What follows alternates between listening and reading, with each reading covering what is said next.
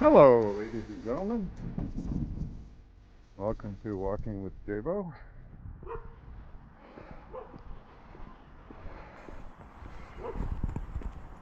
An almost daily walking vlog.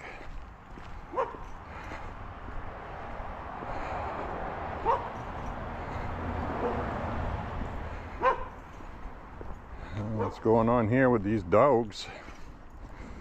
They're all excited for some reason.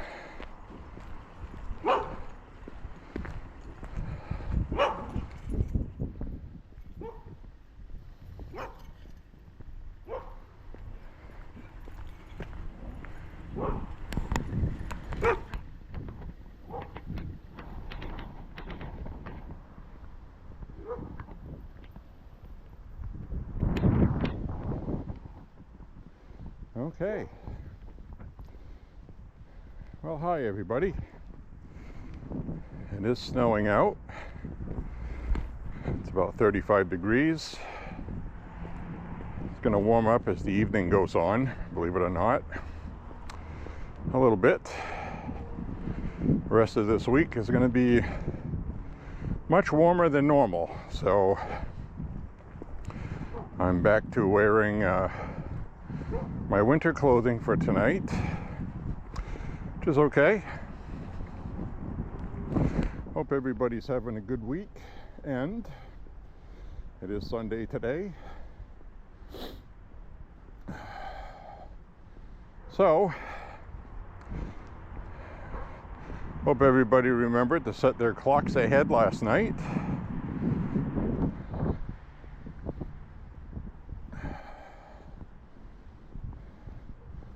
Kind of weird. When I woke up earlier today, looked at the clock, which I didn't change last night. Then I looked at my phone. I was like, oh man, I lost an hour already. Anyway, a little breezy today. We'll get some snowflakes. We're not going to have a big deal for snow. I am wearing my Reeboks though, my sneakers, because the roads are now, and sidewalks are down to pavement because of the warmer weather we've had. Hasn't been warm by any means, but it's been warmer enough for this stuff to melt. So anyways,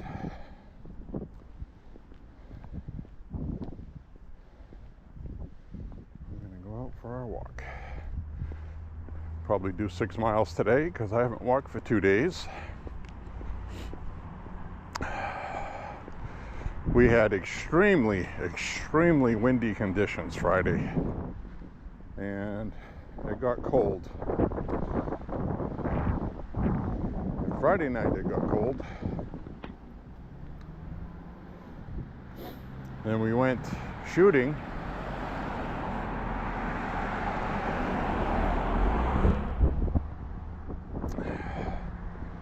We went shooting yesterday, which was a lot of fun, I may add. It was a good time.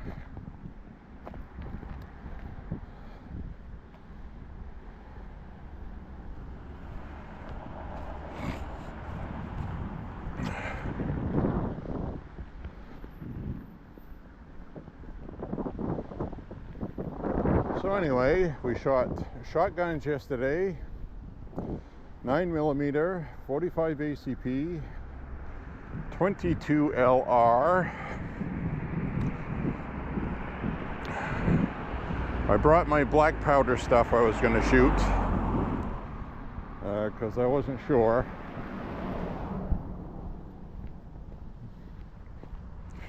Wasn't sure what the weather was going to do, actually. And it turns out that it was a little too breezy and it was chilly.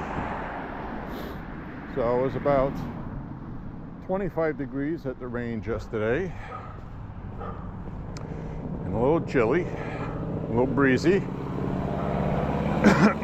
So we ended up doing our regular things, and we had a good shooting session in this giant body of water we use. Had an ice crust on top, so that was fun to shoot with shotguns. See it throw ice chips up in the air with enough water to splash as well. It was really nice. So now we're going to go for a walk. Hey.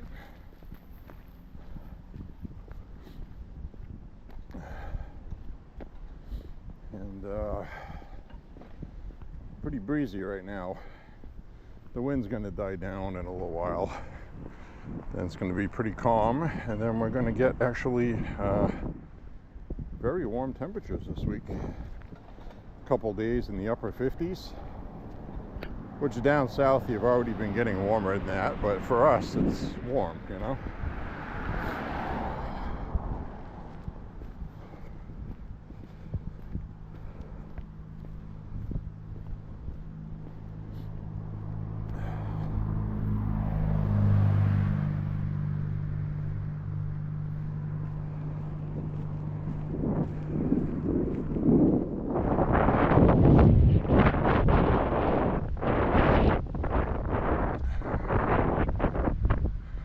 Flip the camera around in a minute.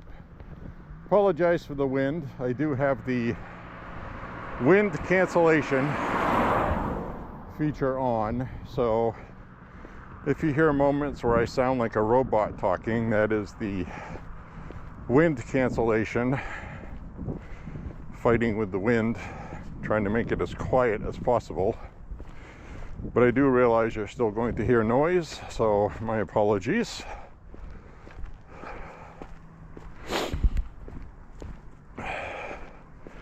I'm going to flip the camera around now. Hi everybody, and we are going to be walking in the dark shortly, so I am going to have selfie on tonight. I'm going to pull this down to talk with y'all.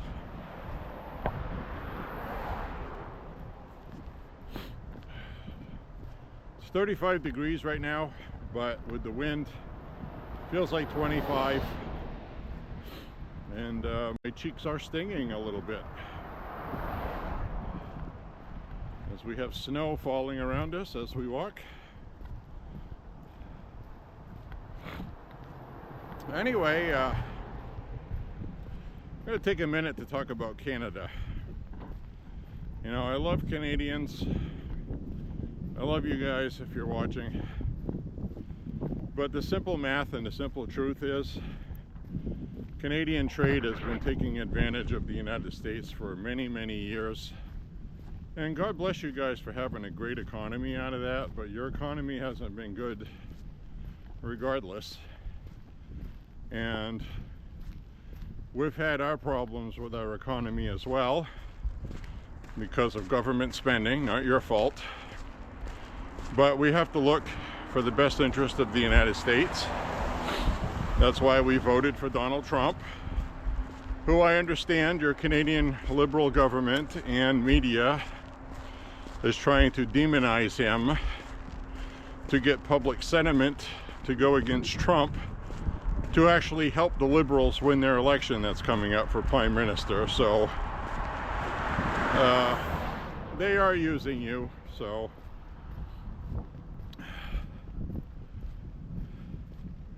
if you take the equation of relying on the United States for trade out of it, Canada's in terrible shape. So this helps you guys too.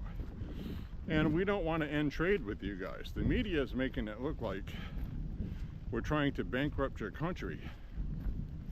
And I want to be clear. The United States wants equal trade, reciprocal. There's no reason for Canada to charge 254% on milk. Okay? There's no need of that. So You know, that's your government that did that to you. We can no longer afford to do that, so we're not going to. And that's all that's being said. We have cows in the United States. We have people here that buy milk, and Canada charges our farmers, dairy farmers, 254% tariff on milk. That's, you guys have been doing that for a long time, so that has to end. So there's no animosity. It's just simple math, basic business. The other problem in the coin is the United States government has been awful with regard to trade, maintaining fair trade, as well as terrible with our own internal government spending, which I'm sure you've heard about, Doge. We're in the process of fixing all this stuff, and we understand that this is going to be a temporary inconvenience for a lot of Americans, but we knew that. You know, when you run your household and you have kids and you're trying to pay for them to go to college, you're trying to maintain everything your house needs. You need 2 cars, one for you, one for the wife. You're paying on 2 things. You got to pay for childcare, and because of government spending in the United States, it's been more difficult. Interest rates have gone up, inflation has gone up, and so the solution would be to batten down the hatches and get your house in order. That includes income and the expenditures. So the way our government is being run right now, because our government is relying solely on tax revenue. Tax revenue, and that's it. Until the late 1800s, this country became the most powerful country on earth because we used tariffs. We didn't tax people. There was no income tax. Citizens weren't taxed. And that's changed. That changed in 1913. And it changed after the second attempt to get the Supreme Court of the United States to say that income tax was constitutional, which it isn't. But the Supreme Court said it was. So that's the final law of the land. The Democrats finally got the Supreme Court they wanted, and they made it happen. So they started taxing people. Now the government was getting all kinds of money. And eventually they got away from tariffs because they were playing footsie with other governments to get things we wanted globally and using the economy. So 1913, people started getting income taxed. And we all know where that has gone. And since then, we had a couple of world wars, other wars that have cost money. The Cold War cost a huge amount of money. And that's why Social Security is broke and all these other things, is because the government just kept spending money to do all these things. Then we had the Great Depression after they started taxing people, and well, that's when they came up with Social Security and things like that, the Grand New Deal, Big New Deal. And that's why a lot of the schools in this country, those old brick ones, were all built in 1930, 33. And that was part of the government investing in the United States after the Great Depression happened, to lighten the burden on states. And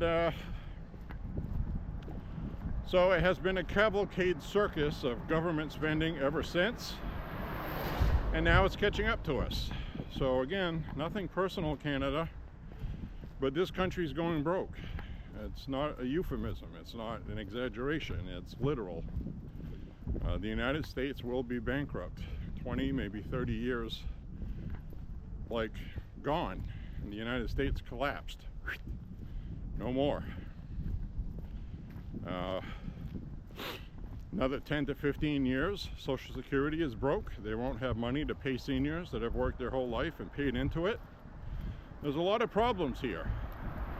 And the media in your country doesn't tell you that, because they're trying to make this more dramatic than it is. So you turn against the United States and Trump, which is part of the globalist scam and scheme. So I'm just making you aware of it. Don't know if anything I'm telling you makes sense, but you know, basically the great American tit has gone dry, and that's just the way it is. Okay, you guys are gonna have to figure it out just like we are. But we're approaching a recession right now, which probably would have turned into a depression if we hadn't taken these preemptive steps we're taking now. Now, we don't know if there's going to be a recession, but all the government spending that was done, now our national debt every year, spending by the government, exceeds what the entire country's GDP is for the first time ever. And that's what happened with Greece when they went bankrupt. They had to have austerity measures. Government was no longer paying for kids to go to school. They weren't doing any more student loans. There's repercussions for this stuff. Money is not endless. And the problem our government has had is they've just been printing money that isn't backed up by anything except an IOU and a promise. So printing money raises inflation. So this is a big deal. It's a big problem. And President Trump acknowledges that and knows it, and that's why we're doing what we're doing. It's going to be painful in the interim, but at the end of the day, the math doesn't lie. They're going to give Americans tax cuts instead of raising taxes to pay for everything, because the only way we'll be able to keep spending like the government has been is to tax everybody more, which you are well aware of in Canada. So the Canadian government now is faced with either making fair reciprocal trade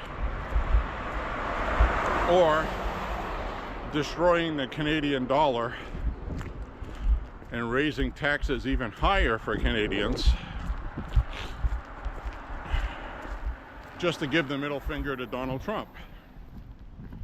So common sense is going to prevail. If Canada was smart, they would understand what reciprocal trade is. Nobody's saying that Canada has to do this, that, or the other thing so the United States can make more money off Canadians. We're talking about equal trade. Canada charges 30%. We charge 30%. Canada charges 20%. We charge 20%. It moves. It's not like, okay, we're at 30%. Canada lowers it to 20. We're going to keep it at 30 and take advantage of Canada. That's not what we're doing. Need to be clear on that. The media is making it sound a lot worse than it is, and they're trying to keep their government spending and corruption by demonizing Elon Musk, who is getting death threats, And I saw a video today of some guy that owns a Cybertruck. Nothing to do with Elon, just he owns a Tesla Cybertruck driving down the road in New York. And some freaking guy is chasing him down the road, pounding on his vehicle, screaming about Elon Musk. So this is the effect the media has on people, and not as many people are watching the media anymore, thankfully. And as it was put very well today by somebody that lives in New York City, that 0.9% of New York City's population is crazy, according to him. So you only have to worry about 90,000 people. I thought that was hilarious, because it's true. So,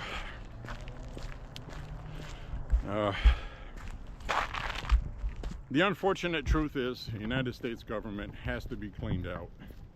Wasteful spending has to be cleaned up. And watching the liberals in the United States trying to make a political issue out of it is blowing up in their face, because still 70 to 80%, depending on what poll you look at in the United States, want government waste cleaned up. We understand now's the time to do it. They're very happy Trump is actually doing something about it. Whether they agree with Trump or not, or like Trump or not, polling should suggest that even the people that don't like Trump are supporting getting rid of government waste and what Doge is doing. What they don't like is the uncertainty. What's being cut? What isn't being cut? The media has been fear-mongering people. So the media is actually getting people angry with the media, again, because of the fear-mongering. They're telling people that Elon is going to be taking their Social Security away, their Medicare, their this, that, and everything that's untrue. None of that is true. Going after Medicare fraud is not taking people's Medicare away. It's taking away people that are fraudulent and stealing money, which will actually help people get Medicare that they deserve and ensure that it stays, because the alternative is to cut Social Security and Medicare, which the Democrats and Republicans have made clear we are not going to do, okay? And like Trump said, this isn't one of those read my lips moments like Bush Sr. had. No new taxes, or I'm not cutting taxes, and they ended up doing that. Trump made it clear tariffs will pay for that, and other income from the United States.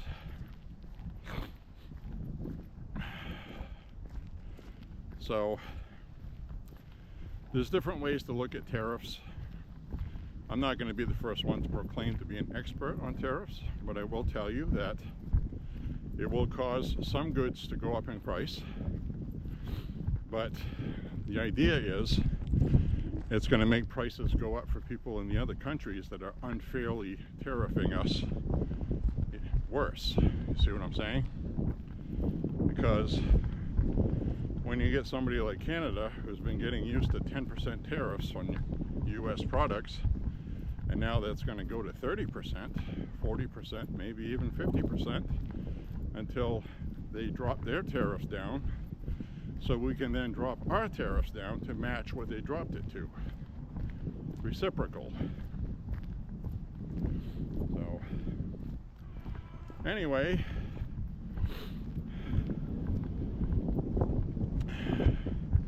like those film clips you saw of all the liquor being taken off the shelves in Canada, United States liquor. That's liquor that already had tariffs paid for. So where it's going to hurt American liquor companies is future sales.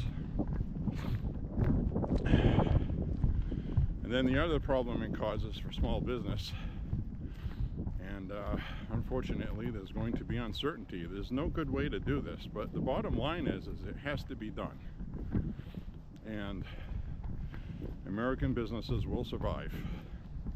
I'm talking about small businesses, because small businesses are going to get big tax cuts coming up, and these tariffs are going to help alleviate the tax burden. So there is uncertainty, because businesses are like, well, I sell furniture, which I'm just picking something not too many people do these days because of tariffs and our trade leaving our country, which is another reason why we're doing this, is if a factory moves to the United States, you don't get a tariff. So some smart business people have already figured that out and announced that they're building factories here. So one of the biggest employers in the country is the federal government, and tax dollars are paying for that. So the reason why it's dumb is they're operating like, let's say you have a yard sale, okay, a garage sale, put stuff you own out there for sale, and people come by and buy it, but they're buying it with money that you give them to buy from you. So the money you have represents tax money, and you're giving it out to people to spend money at your yard sale. And so they buy your stuff at your yard sale, and then they take the government money and they pay taxes with it on stuff that they bought at a yard sale. I'm just saying theoretically, you know, to get you thinking about this. I realize that's not how it works. So the federal government is spending money in communities by giving people money to spend at Walmart to buy groceries and things like that, and that's coming from tax dollars, where the amount of tariffs the United States could collect from other countries far exceeds what the government takes in taxes. So you should be able to use tariffs like they used to in the 1800s into the early 1900s to pay for everything, and we were the richest, most powerful nation on earth. And so the smart thing would be to stop doing things the way we've been doing it, because it's not working. So you got government jobs, welfare, entitlements, Medicare, Social Security, all these entitlements is what they are, expenditures for the government, and we're not getting income to fund it other than tax dollars, because we have let other countries take advantage of us with trade. So I hope you're getting a better understanding about that. And again, I'm no expert on tariffs. I just know that the United States could take in $1 trillion or more, trillions of dollars. You know, right now government spending is exceeding our GDP. That's how much the United States produces to sell in other countries, business, income, and it's just not sustainable. It's not, and it's a terrible failure of a business model that has to be changed. The problem is the Democrats are so interested in power that they're going to try to gum up the works, run all their propaganda, pay people to show up at Republican town halls to protest, and do all kinds of stupid things like that, because they don't care about the country. They care about their party and power. They want things to continue the way they were, and they're not very good at business. Many Democrats are not. They're kind of activists, and a lot of Republicans are attorneys, business people, big and small, and they get it. So The problem is if the public starts to panic, it's going to put a damper on things. So we need to make sure we get the message out to people that this is necessary. I'm going to switch to night mode here. I'll be right back. All right. So now we switch to night mode. Hi, everybody. So we'll continue on with a kind of a selfie stream.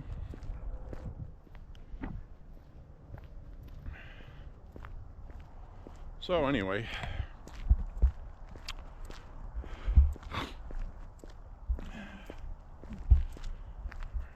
you know, the Democratic Party has been a piece of work watching them this week, past couple weeks, actually since the election loss, but they've actually been imploding for a while now, since even when Joe Biden was their candidate. The media and the Democratic Party was running all their propaganda about the economy, saying how great it is, the stock market's this, and well, the stock market's not the economy. It's important, but being able to buy food to eat, pay your rent and fuel and things like that, that's really where the economy is and what matters to people. And so Trump's going to work to get the fuel prices down, which will do a lot to help food prices go down. And they will. Prices will go down. Trump has to do it before midterms next year, though. He really does. Has to. And, I'm sure they will get things going. Tough times. Tough times. Canadians are going to be having some tough times coming up. They really are, but it's the fault of your government, not ours. It's not up to whether or not Canadians are comfortable and happy. It's not up to whether or not you have good relations with the United States. You see what I'm saying here? The underlying problem, and it's really too bad Pierre Poilievre is not utilizing this in a way that Donald Trump and Republicans here would. They would say exactly what I just said. If the Canada is in a state where they have to rely on another country to survive so people don't starve, then your Canadians not doing good things, your government. So the United States is not going to rely on Canada. We're not going to rely on China like we have been. So that's the other aspect of this coin. I'm sure your media is not talking to you about in Canada, is that we're getting tough with China too. China is a big problem for us. They have infiltrated all of our markets, housing, farming. They've infiltrated our businesses. They've infiltrated everything. Entertainment. Hollywood is pretty much owned by China. So this is a multi-pronged attack by the United States. We are in a trade war, which is kind of like war with other countries, because if we don't, we're not going to survive. That's just a fact. I'm not over dramatizing it. We should have been doing this 20 years ago, and we didn't. And now we have serious problems with trade deficits. And it's all going to collapse if we don't do this. So, while the United States still has some strength left in its dollar, now's the time to do it as a business decision with China. We're getting tough with China because China's economy is collapsing. Because they weren't smart enough to privatize their stock market. Government wanted control over the stock market, and they tried to emulate a free market and their real estate empire in China has collapsed. You can go to China and buy property there for next to nothing. It's worthless. So a lot of other companies also are tired of dealing with Canada. So they're packing up and moving to Southeast Asia, moving their production to Vietnam, South Korea, Indonesia, and you know, because when you have to rely on another country for everything, they have you at their mercy. And the United States relies on pharmaceuticals from China. Stuff we need to survive in the event of, oh, well, let's say China decides to attack us someday. We don't make aluminum here anymore. We don't make stuff out of steel anymore. This is all stuff we need to fight a war with. Where are we going to get it from? Canada? Canada's done the same thing. So there's nobody left to get our stuff from. And China owns mineral rights in Australia, especially. So that's the first place, probably. If you saw China militarily attack Taiwan, for example, for chips, microchips, processors, they would probably do a simultaneous attack on Australia just for the steel and minerals. Most of Australia has never been tapped because it's very hot, inhospitable, and beautiful country. You don't want to destroy it. So, you know, there's a lot of problems with all this stuff.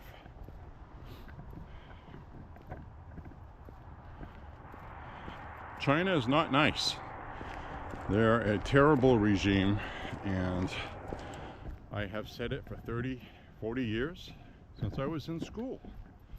It made sense to me that someday we would be at war with China because they're a communist nation, and that's what communism is, world dominance.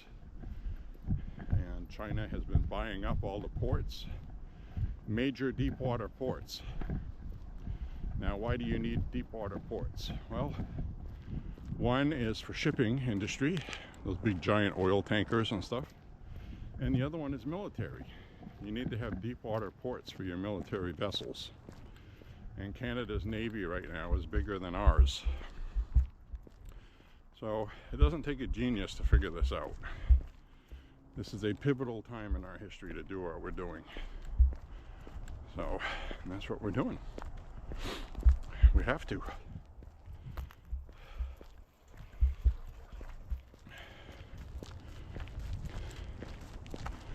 You know, we don't want to get caught like the United States was caught when World War II broke out. You know, we're being run by Democrats. They defunded the military. We had military people training with rifles made out of wood and cardboard tanks. We didn't have the equipment. And in fact, when World War II started, we had outdated, outmoded technology for radios. Only had about a 1 mile range that worked well for trenches.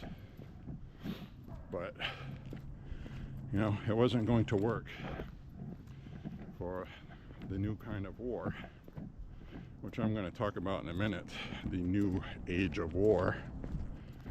And so we had to go into overdrive, which we did, and we overcame. But when World War II started for us, it was not good. We had big losses.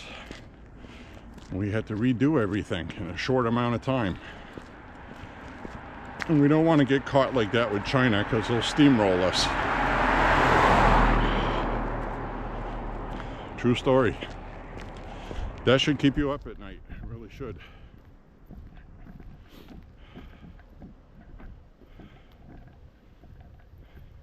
Thanks. He's actually letting me cross. Thank you. So, I was going to wait and see if they were going to roll through the intersection and just keep going. So anyway, President Trump got a multi-hundred-billion-dollar investment, almost $1 trillion investment, into making chips here in Arizona. And he said we need to get rid of the CHIPS Act that the Democrats passed, because the CHIPS Act is another government subsidized industry, like Obama failed with solar panels. Remember that? Solandrum or Solaris, whatever that was, it failed. Americans lost billions of dollars on that in tax dollars. Gone, just because of stupidity. So, you need to privatize this stuff. You need to get investors to come into the United States and manufacture chips. So that's what they're doing.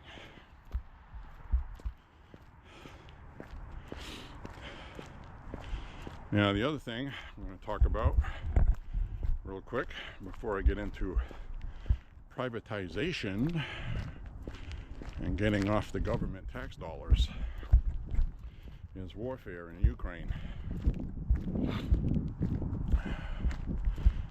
Zelensky made a very bold, foolish decision in August of last year to go on a surprise offensive against Russia, into Russia, in Kursk Oblast. A poor decision it's turning out to be. He's lost thousands and thousands of Ukrainian soldiers, tanks, basically the tanks that we don't use in the United States, but we would probably use for training and things like that, we gave to Ukraine. Abrams tanks, which we have better ones now.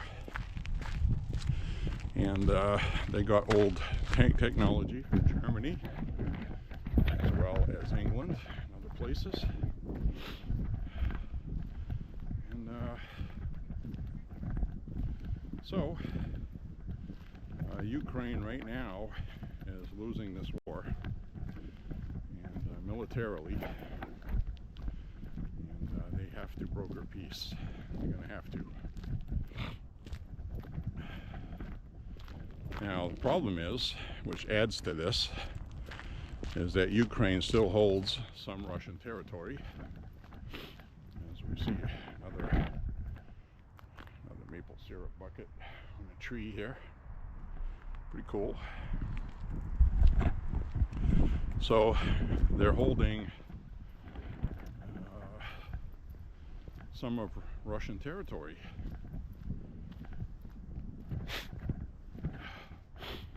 Whew.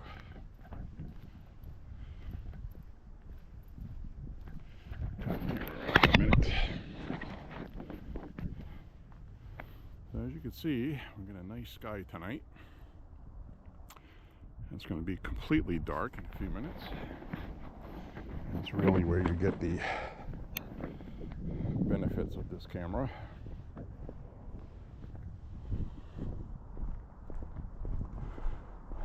I found that if I hold it right up against my chest, it steadies it very well. So anyway, Ukraine is not going to win this war. That was said from the very beginning. It was stupid to even attempt this. Now you got thousands and thousands and thousands of people that have died. Another 2,500 soldiers were killed this week. And it's just a matter of time. Now the big weapon in this war, and I said I was going to talk about modern warfare. Firstly, I want to state I have no experience in warfare. I've never been in the military, but I do know and can tell you pretty faithfully that I do know how to read, and I read a lot. And the traditional battlefield with tanks, soldiers, and artillery is fast becoming a thing of the past, because we have technology now that if you try to do that, you will be decimated rather easily. You still need your foot soldiers sometimes for some offensives, but one of the biggest weapons we're seeing right now is drones. Now, I'm not talking about unmanned drones that deliver bomb payloads like you see in the 90s, 2000s, that we have used to take out whole buildings and targets, which are still very effective. But I'm talking about small drones. A person can lift and carry with munitions, oftentimes duct taped to the drones. I'm not making it up. Mortar rounds, anti-tank bombs, and I'll flip the camera around again. So you have these weapons now, and people sitting there with a joystick watching a monitor screen or wearing a headset with visuals in the field. And the first drones that they were using were radio controlled, antenna, and you could jam those electronically, so you'd lose control of the drone and you couldn't fly it. And so now they're tethered. Really amazing new technology. These drones are tethered with a fiber optic cable that's thin like a thread, and it's on a spool, and the drone takes off and it stays tethered to this fiber optic string to where the person is controlling it, and they can go out about a mile. So they're flying these drones remote control with a fiber optic cable for communication that cannot be interfered with unless it breaks, and it is having absolute lethal consequences. I watched a video of about 24 North Korean soldiers running through the woods, and these drones just picked them off one by one. Sometimes these soldiers turn around and try to shoot the drone with a rifle. If you've ever tried to do that with something that's moving, it's difficult. Plus the person flying it sees what you're doing and flies erratically, so you can't hit it. So I think a very good weapon against drones would be shotguns. A good old-fashioned shotgun. These guys are not equipped with them. They have AK-47s, and good weapon, but not against drones. So it's been interesting to watch these attacks, and I've been watching these, and these poor sons of bitches don't stand a chance. This tank will be in an open field trying to run away, and the drones fly faster than the tanks can drive. And they're just regular drones with 4 props, like you see. And good ones are relatively expensive, but for a military, it's not expensive. It's not. So that is the future, when you can have these drones take out 24 soldiers in an afternoon and not one of your people get killed. That's You know, I've been seeing a lot of Ukraine propaganda on YouTube showing them attacking Russians with drones, and it's been pretty effective for them. But the Russians have taken it to a whole nother level. And I saw one clip, because the Russian drones have more technology on them, for one thing. Infrared, you can see at night. Heat maps, can sense the heat, body heat of living things. Especially in the winter time when you get snow on the ground, it sticks out like a sore thumb. You can't hide. You can even see people inside buildings. And these drones are taking out everything. I watched one building where these people were in a war zone. They weren't supposed to be there. So I still don't know if what I watched was civilians being killed or not, but they were hiding in a basement in a house that had been bombed, and they were giving off heat signatures, body heat, and also a barrel they were burning stuff in to stay warm. And one drone killed all of them, split second. I saw another one where a guy came out of a house, saw the drone, and was trying to run away from it, and he couldn't. Crazy. We're gonna watch my footing here. It's getting cold, and whatever melted during the day is starting to freeze, and we just had that light coating of snow, and I'm wearing my Reeboks tonight. So these are not made for ice. They're running shoes.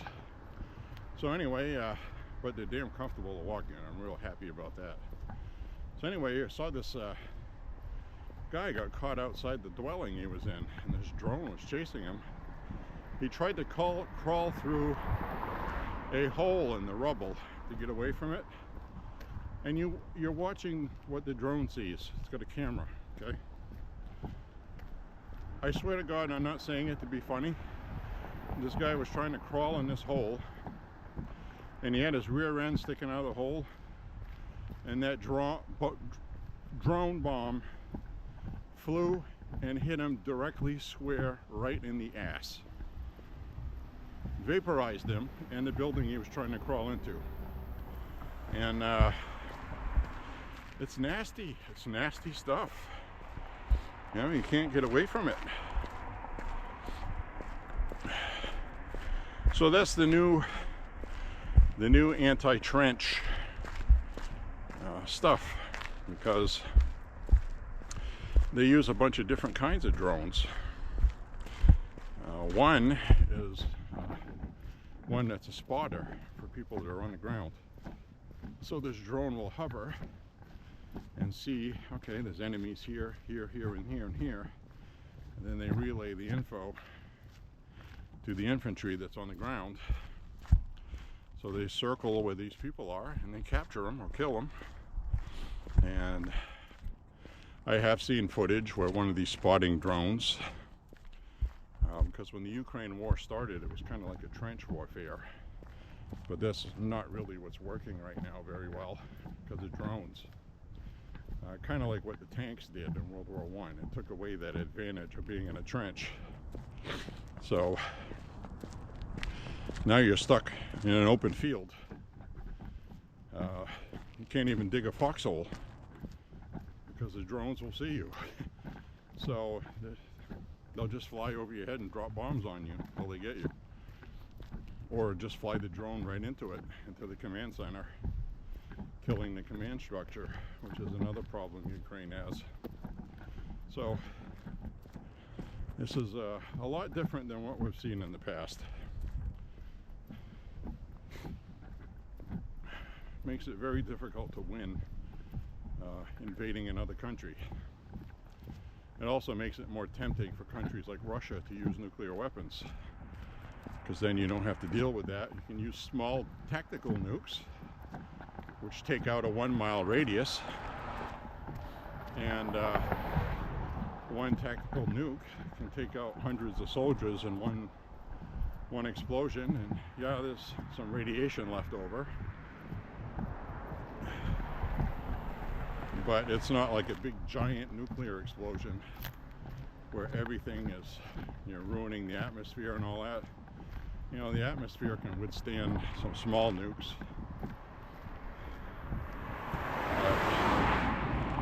A perfect example would be Chernobyl, which is in Ukraine, by the way. And I watch where I'm walking here. It's all glare ice right here. Be very careful. All that water that melted froze because it's now colder than 32, I guess. Even though it was supposed to be warmer as the night goes on. So I'm going to walk over into the bicycle lane on the side of the road. Anyway, this is, hopefully you find this stuff interesting. Hope I'm not boring anybody. I'm trying to talk about different things than I usually talk about. So, my prediction is, because it has to happen, is there's going to be peace in Ukraine, because there has to be. And people need to understand why there's a war in Ukraine right now. I've been reading a lot about it, so I'm going to run through it again. A couple of things I'm going to add I didn't mention before. But when the Soviet Union fell apart, Ukraine was part of Russia, right? And they were going to be a sovereign nation, as well as the other surrounding countries around Ukraine, like Latvia and other countries up next to Poland, because Russia used to border Poland. Then after World War II, some of those provinces were annexed to be independent sovereign nations, just to put a buffer between Russia and Europe. So anyway, Cold War ends. 1994 is really when the big agreements with Ukraine came about, with Billy Clinton, the president, who I wish hadn't agreed to do this. So this has been a comedy of errors, going way back to the Cold War. This is an extension of the Cold War, and you need to put it in that context and understand what this is. At the time of the Cold War, and in the 90s, Vladimir Putin was with the KGB. He was a young man, worked his way through the ranks, and he was involved in their communist system, which is no longer communist. So anyway, he had nothing to do with what's going on then, and everything to do with it now. But basically, the United States said Ukraine cannot be in NATO, because if there's any conflict with Russia, we're going to have a serious problem. Which sounds comical today, because now they have the opposite view, but I'll get to that. So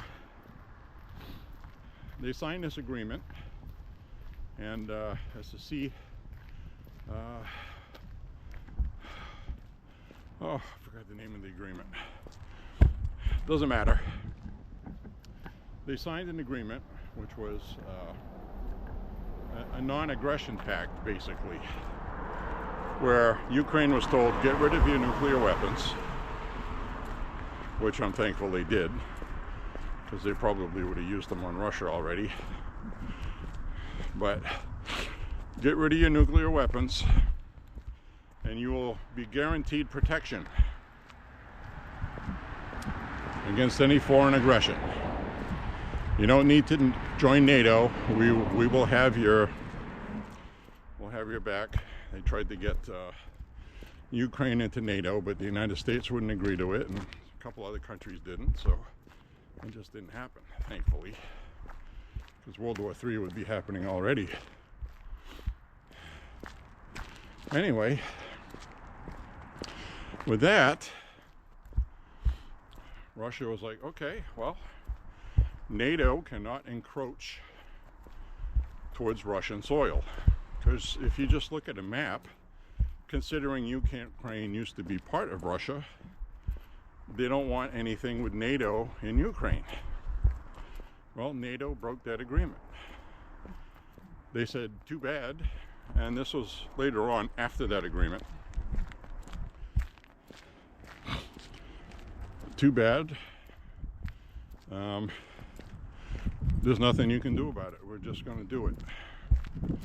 You know, you're no longer the big threat on the block anymore, Russia. And you're going to do what the West tells you, whether you like it or not. And that's just how it's going to be. So,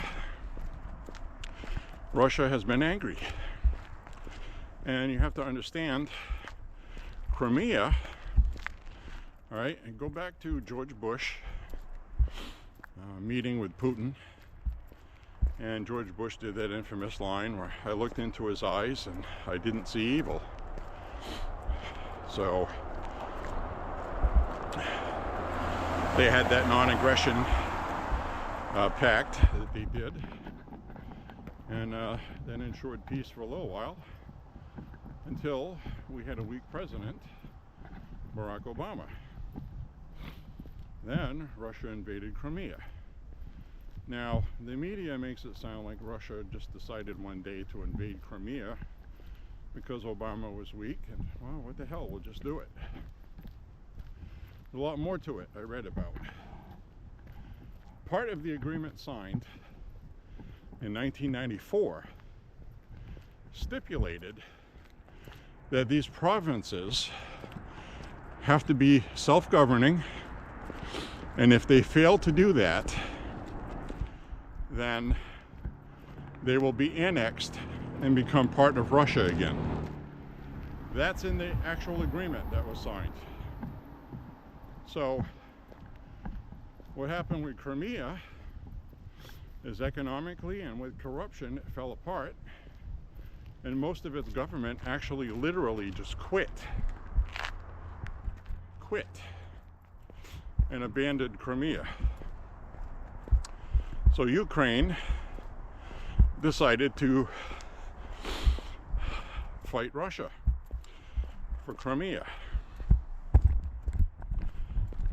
That was illegal. Ukraine should not have done that, because that agreement that was signed said if any of these provinces, and Crimea was a separate province from Ukraine. Very important to remember. So when the media tries to tell you that Russia invaded Crimea and stole it from Ukraine, that's not entirely accurate, because that agreement clearly states that any of these sovereign provinces become ungoverned, they will be annexed back to Russia. And NATO agreed to it. So NATO reneged on that. Ukraine decided to fight Russia in Crimea. And Ukraine was fighting with Russia through the entire first presidency of President Trump. And President Trump didn't do anything about it. He had other things to deal with. And so he wouldn't have been able to do anything in his first term anyway. The way things were with the media in DC and the bureaucrats, it just wasn't going to happen. Now things have changed. So this is all very interesting. Hope you think so. So anyway, the United States broke international law by funding Ukraine's war against Russia. Technically, what we did is an act of war. And that's why Russia is upset. And I hate to say it, but Russia is also in the right, because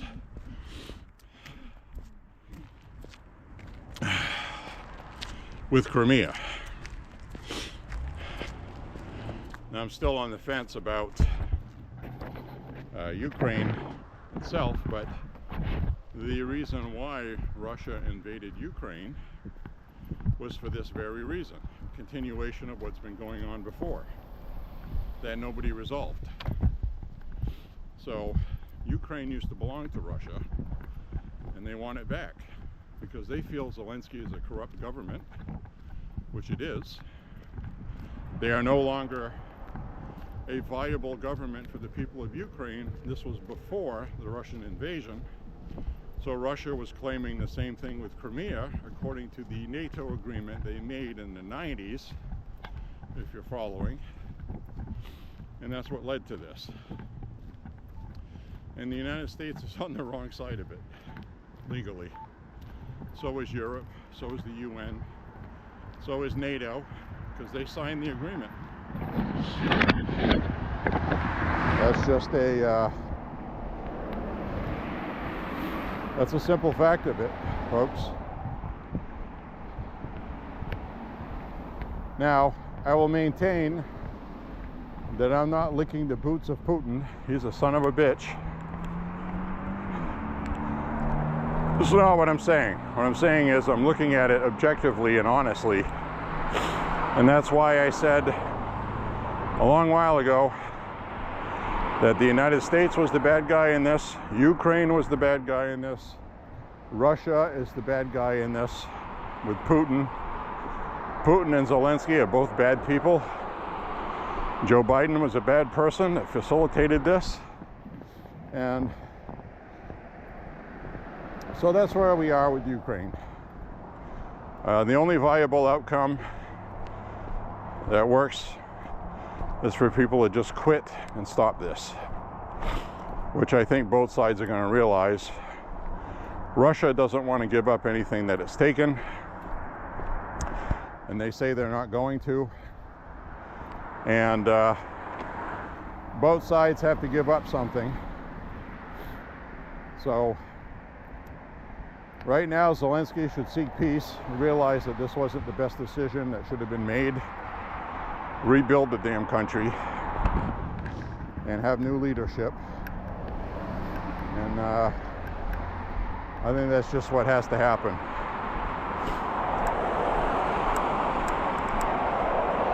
Russia has the factories, the resources, and you know, people aren't bombing the hell out of Russia, destroying their factories like we did with Germany for World War II.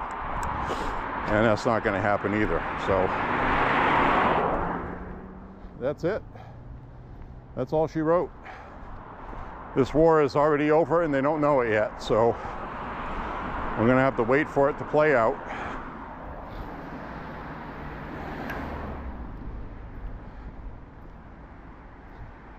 So the other thing I want to talk about for a minute is Hamas. I'm not going to spend too much time on it, but Trump has given a very stern, serious ultimatum to Hamas, and they're shrugging it off.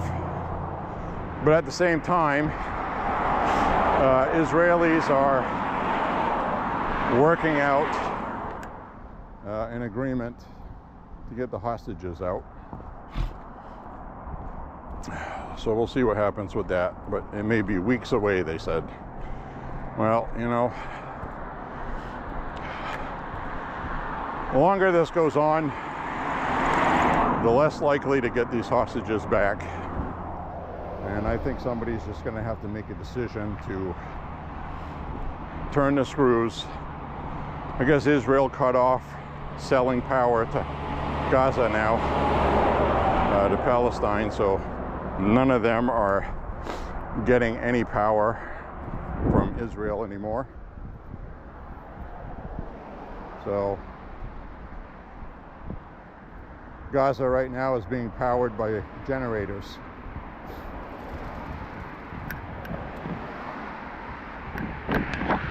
So anyway, the other thing I want to talk about is new investigations into everything that Biden signed. Okay? Everything that required the president's signature was done autonomously, except for his resignation, declining to run again, not resignation from the presidency.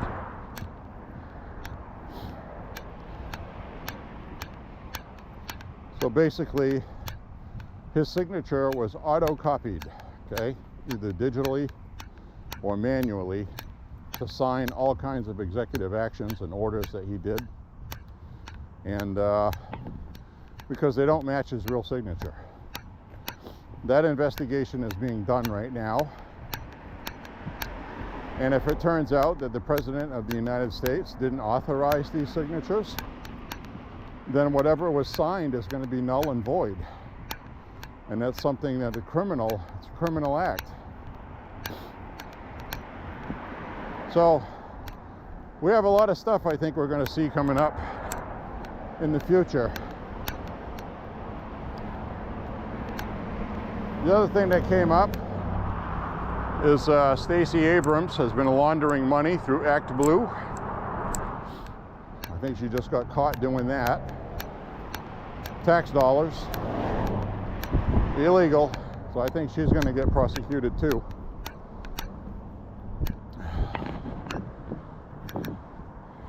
And I don't think Adam Schiff is going to get away with stuff he's done either.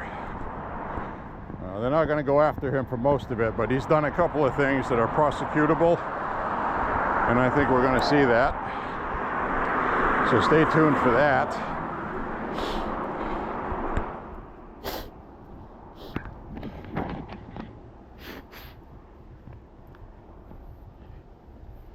So again, I will echo the same thing again I've been saying. We've only just started to see what's going to happen. This is going to be good, folks.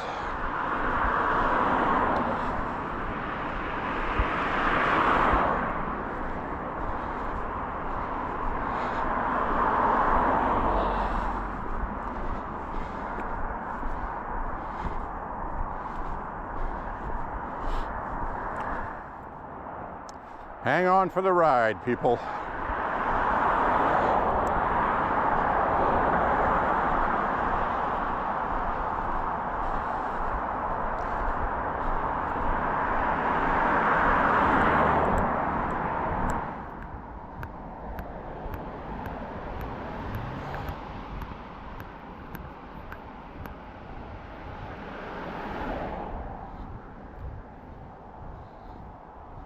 I really am enjoying this, though.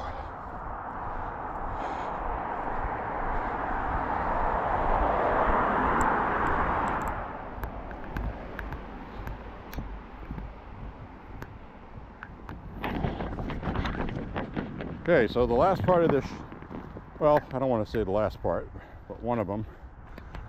Oh, looks like broken window glass here. There's a dent. So I think somebody hit this telephone pole recently. Still standing. But I have no idea how somebody could hit a pole. Texting and driving, maybe? Don't know.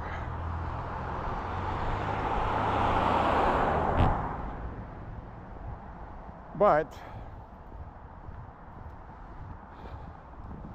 the other thing I'm going to talk about, it won't be the last thing, but it's worth mentioning. And the Liberal Party in Canada is going to have a vote tonight. I think they're having it now. And they're choosing a new Prime Minister of Canada. So Trudeau is officially out after tonight. He gave a farewell speech earlier, I watched. And so we don't know who the new Prime Minister is going to be. Thanks. So we don't know who the new Prime Minister of Canada is going to be.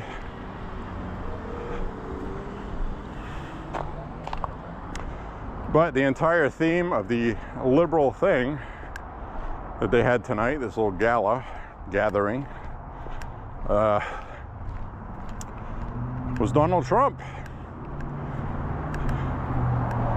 Talking about how tough things are going to be for Canadians and how unfortunate it is that our ally would turn against us and start a war and do mean things.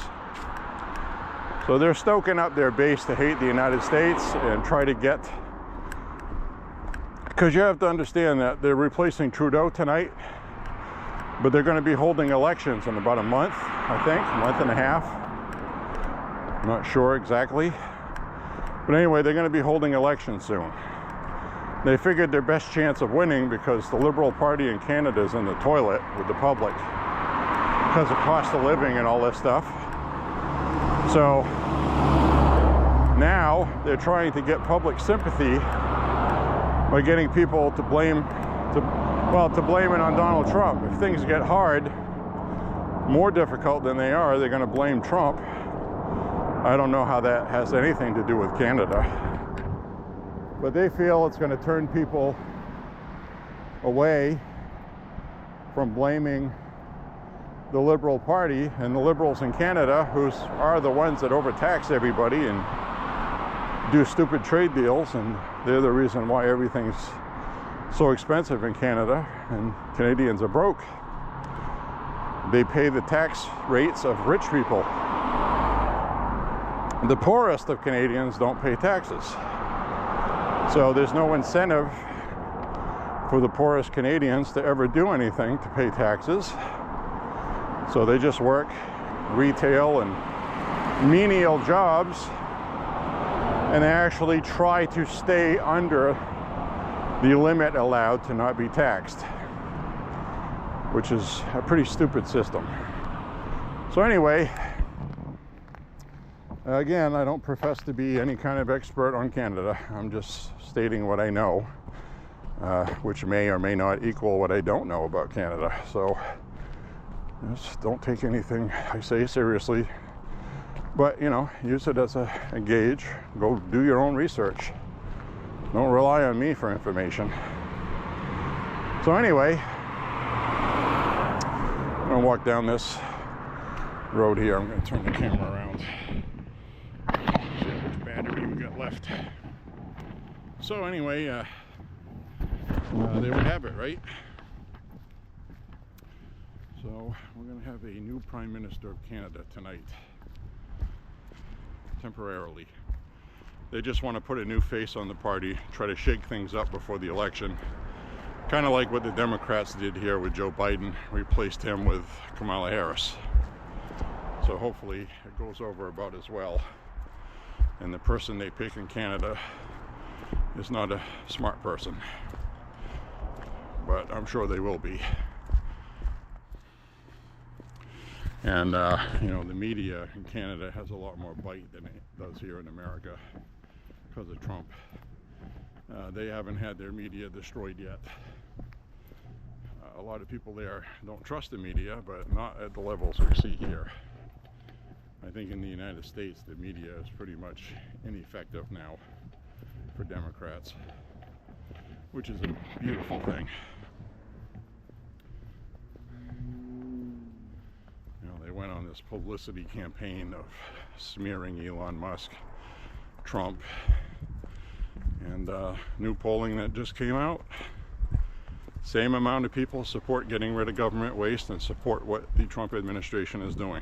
Almost 80% of the public. So get with the program, guys. It's happening, and as long as the public wants it, it's going to keep happening. The American people understands it. They know, what I was saying earlier, is if you're not bringing enough money into your house, and that analogy I used earlier for a yard sale was pretty good, because it's like having a yard sale and you use your own money to buy your own stuff for other people, and the money you're using, you borrowed it or you printed it yourself. That's what the United States is doing right now, and it's finally catching up to us. Can't be done. And then we get China sitting there waiting for us to collapse. And they'll waltz right in and take the United States. They want the United States badly because we are the only thing stopping them from world domination. So, President Trump was the right president at the right time. And even if it hurts us economically, this is something we're going to have to do. We have to. We have to be self-sufficient now, like we used to be. We used to supply the world with everything: cars, steel, everything. Then we gave it all away, stupidly. So, no other country has done that. We're the only ones. You have to ask yourself, why are we doing that? Well, we did a lot of it during the Cold War to maintain that weaker countries would be stronger and resist resorting to communism or siding with Russia. So, times have changed, and we need to change how we do things. And that's what we're doing. This was an election for change. I said it the other night. I think Trump's going to go down in history being as consequential to the United States as FDR. People like that. Wilson. So, this is a big deal. And unfortunately, we had to have a Joe Biden to show the voters that this was necessary. So as much as we got upset with the election last time, we saw all the damage they did, and that validated everything. People saw how dishonest the media was, how dishonest the Democrats are, and how divisive they are. And things are changing. Democrats are turning into the minority party for the first time in probably 60 years.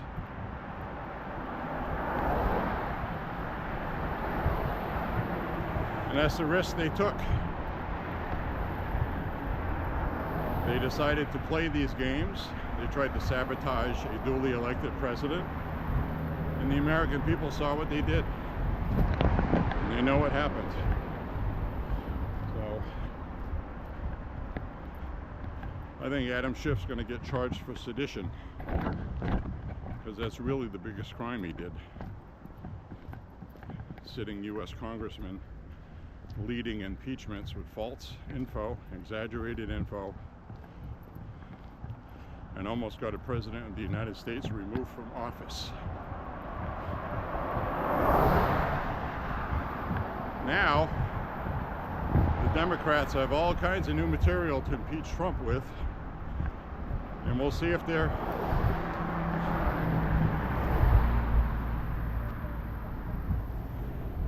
they are too stupid to realize it and do it anyway. So they're going to come up with all kinds of accusations for Trump. They're already looking for whistleblowers. They even made a website for it. Democrat senators made one.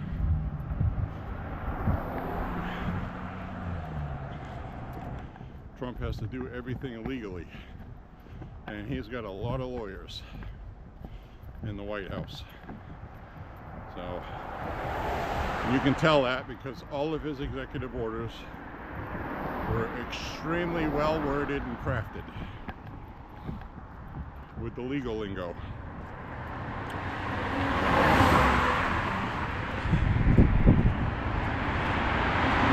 It's on, baby, it's on. This is going to be awesome. None of us have ever seen this in our lifetime. If you're a student of history and you love this stuff, this is the best time you could possibly be alive since FDR, okay? And World War II and all that stuff. So, this is amazing.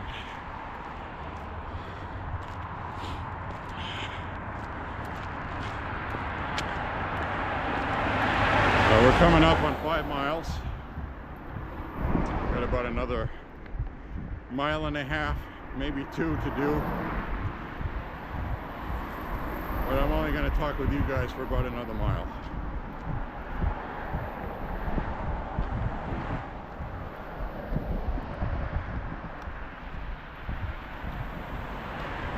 I'm going to have a nice supper, rehydrate. I am sweating like crazy, and it's cold, but I'm dressed for it. Now it was chilly when I started this walk, but now I am warmed up. And it's not as windy as when I first started walking, and it's not snowing anymore, so that's good.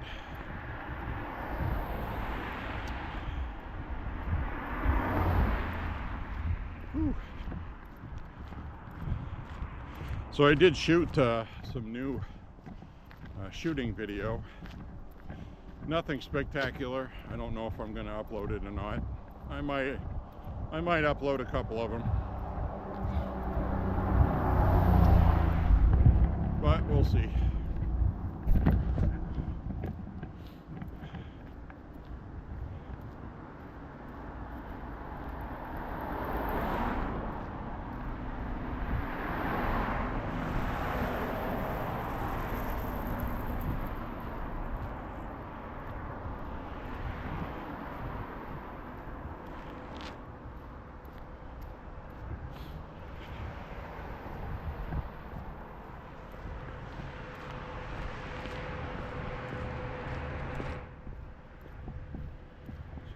Hang a left up ahead.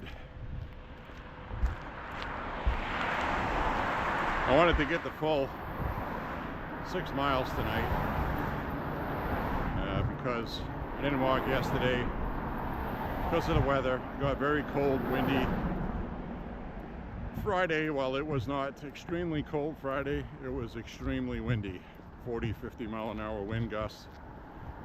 And even though it was about 40 degrees, 38, it felt like it was 20. And last night it got very cold. And then it warmed up overnight. And now I'm guessing we're somewhere around 32 to 35.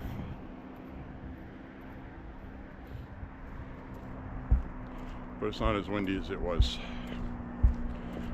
We still get a little bit of snow on the hood of these cars. We just hit 5 miles.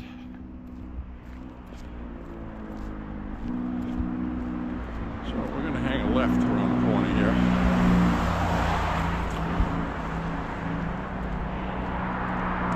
Boy, I got to tell you,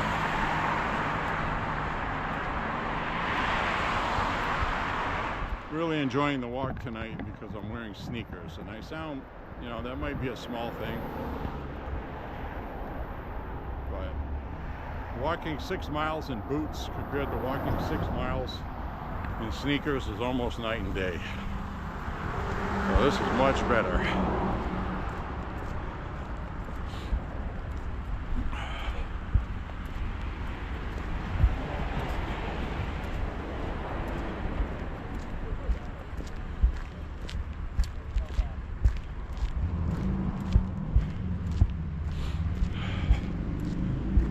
Lord, good workout tonight. Keeping a good pace. It'll be interesting to see my times tonight when I look at the info on the app. My per miles.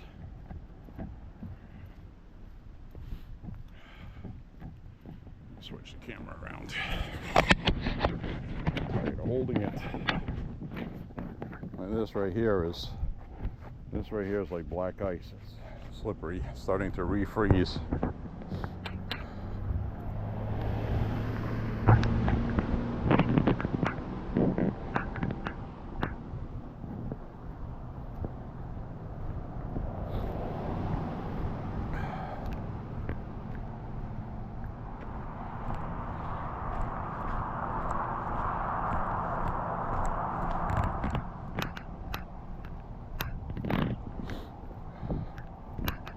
Whew. There's the blood flowing, that's for sure.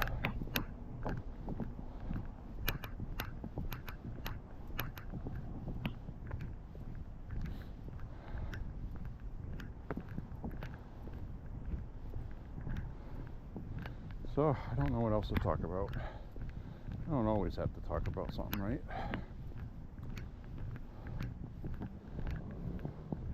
I think I'll end this walk with something non-political. That would be vinyl records. I was looking up the industry projections and found all the way up through 2033. Industry projections for vinyl sales. Vinyl records, if you're just listening for the first time. I have a pretty good collection, and I like buying vinyl. So anyway, in 1990, the United States stopped, for the most part, manufacturing and distribution of vinyl records. They switched over to CDs, and they also phased out cassettes. So during the 1990s, all the way through till about 2012, 2013, vinyl record sales were very stagnant. Some companies would issue specialty items. Quentin Tarantino, the famous director, for example, loves vinyl. He has since forever. He never stopped buying them, neither have I. And every one of his movies features vinyl records in them. And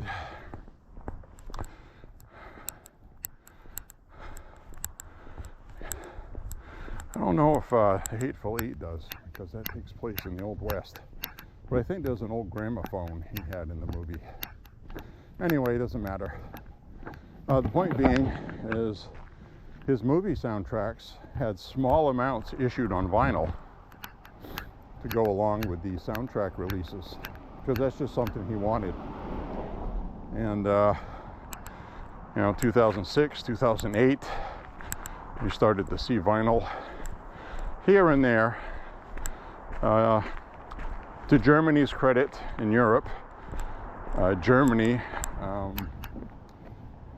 was issuing vinyl all along, but only as specialty items. The light is freaking out over here.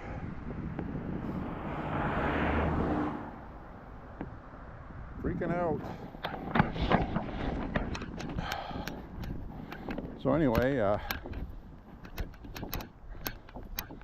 during the 1990s, they literally couldn't give vinyl records away. Nobody wanted them. And, sometimes a relative would do something like, well, if you don't take this box of records, they're just going to the dump. I don't want them, don't have any use for them. I listen to CDs. So that is the fate of a lot of vinyl records. Or they would just give them to people. And I started buying a lot of vinyl again, especially in the early 2000s.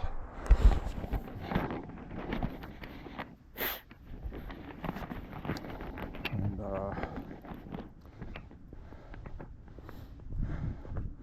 I had some vinyl records that I actually lost because a water heater broke where I had them stored, and the hot water mutilated the vinyl, melted them, destroyed the covers.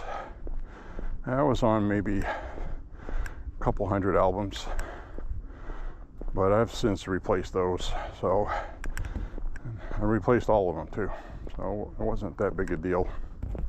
Fortunately, they weren't any hard to find. They were pretty common. 38 special, things like that. So anyway, 2012, they really started uptaking manufacturing in the United States. You started seeing movies like Oblivion with Tom Cruise, where he was listening to vinyl records in a private spot that he knew about, and wondering about things of old on Earth. Before everybody on Earth moved to a new colony on another planet, which turned out to be a scam, of course. So anyway, Hollywood really started showing a lot of vinyl records. They made a decision to get the public interested in them again, and it worked. And now you got people like Taylor Swift really promoting vinyl records. Metallica promotes vinyl records. They even have their own label and their own pressing plant. So they have the blackened label. So now they're going to make probably more money than they made as Metallica, if you can believe that. And right now, vinyl record sales, they're still at a zenith. It keeps getting more popular every year. It's not fading out. It's not like a fad that's going away. This is what younger people want. So you can no longer say that young people do all this streaming, you know, they don't buy things to hold in their hands. Well, that's true for movies and a lot of stuff like that. DVD sales, Blu-rays is down. Vinyl record sales are up because it's something organic people can hold and care for and touch. And that's the only reason why it's popular. And it sounds really good. It has a very true audio sound. Young people love it. I think the biggest portion of vinyl purchasers right now are young people. So you can no longer say that young people today don't get it, this, that has switched. Just like everything else today, that's not the case anymore. All right. So I had to change the battery. So you can no longer say that about young people. They don't know how good we had it back in the 80s with vinyl. You can't say that no more. The young people today are buying vinyl again, but it's only about maybe 20% of what the market used to be in its heyday. It's not even 20%, but it is definitely the most vinyl ever sold, and it's increasing since 1986. Because after 1986, vinyl sales started dwindling. People were buying CDs, and the industry switched. So this is the first time vinyl sales have been this good since the 1980s, and that means a lot. So it's happening. Anyway, the financial projections I was talking about is for vinyl to increase from the current 12 to 15% of the music sales market to 33% or 35% by 2033. That is the industry projection that industries are using, and now people know that they should invest in it, which they're going to do, and they are. A lot of people now are building their own plants to press their own records for their own small labels. So it's thriving. There's a nice robust vinyl section at Walmart now.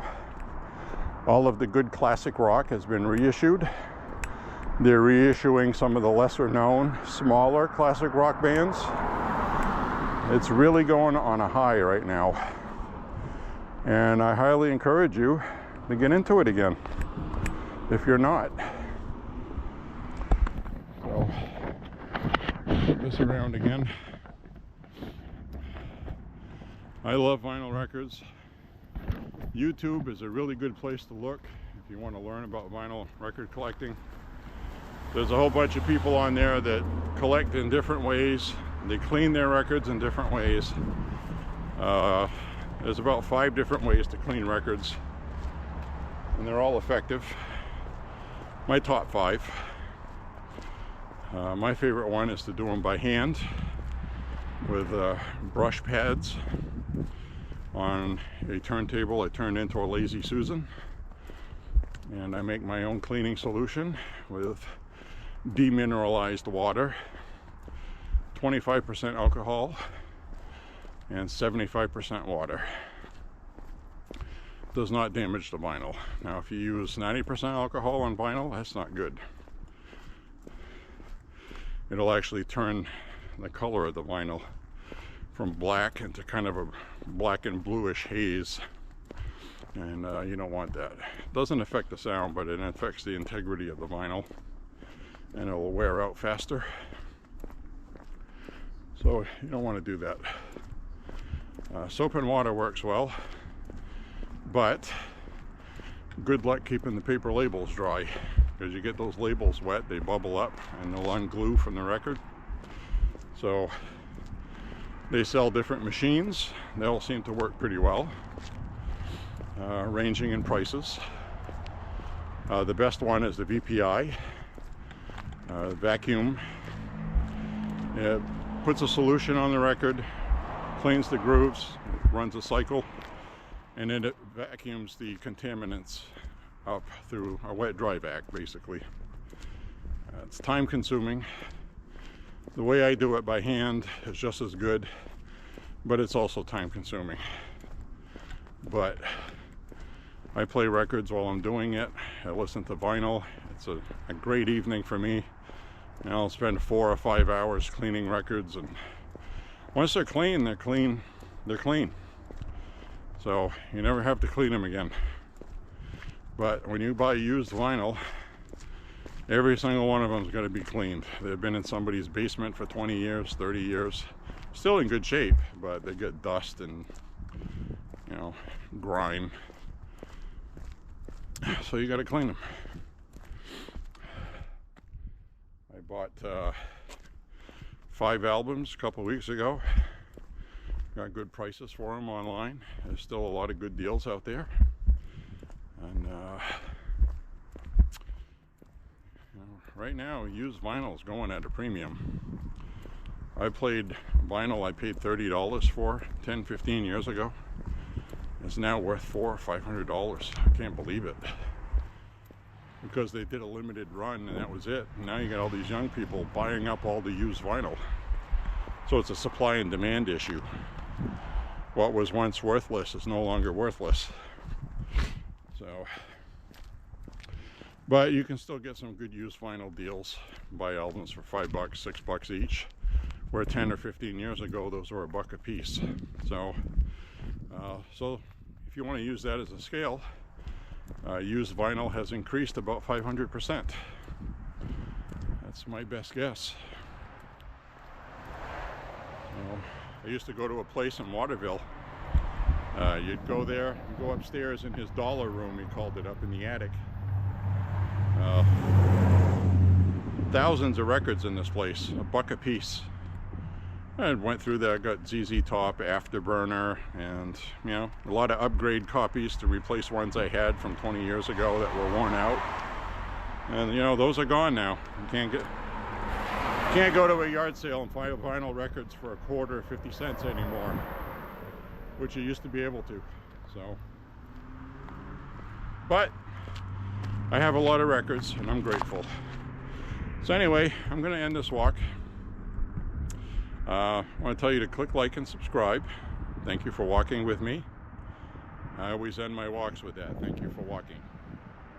And we'll see you on the next walk. And we're going to be walking a lot more frequently because we're definitely going to be warming up.